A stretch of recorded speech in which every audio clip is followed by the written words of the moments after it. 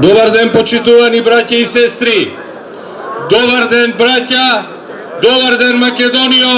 Денеска сме овде пред Министерството за здравство да побараме една работа, а тоа е оставка на кого? Оставка на моторџијата, на оној ангел на пеколот, на оној јавачот на апокалипса, кој заедно со неговиот другар Зоран Заев безмилосно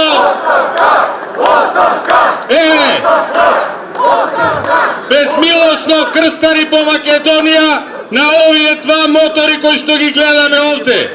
Јавачи на апокалипсата. Тие не возат мотори, тие не возат нас, тие ја возат цела Македонија.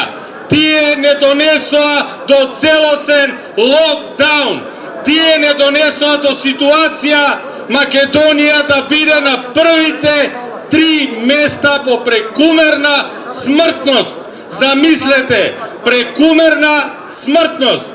И не би сакал да преюдицирам ништо, но пред 3 недели токму овде реков дека тој заедно со неговите браќа по функции и браќа по провизии немаат милост за никого.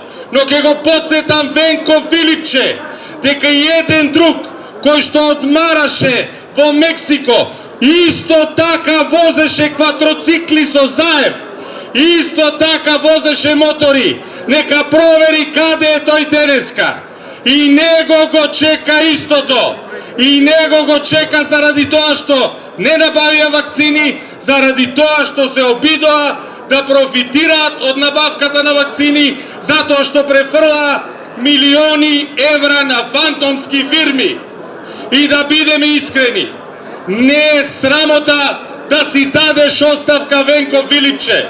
Срамота е упорно да инсистираш да останеш на челото на Министерството за здравство. Не е срамота, туку е доблесно да си дадеш оставка, доблесно е да си одиш. А има луѓе кои што знаат како, има луѓе кои што се спремни и луѓе кои знаат како да го водат Министерството. Погледнете само. Еве, ставете го докторот од Кратовско, кој што со едно јаже и со едно кебеко влечеше болниот до болница. Ставете таков човек за министер, а не човек кој се вози на бенвиња по цела држава. Такви луѓе се за министри, такви луѓе има Македонија.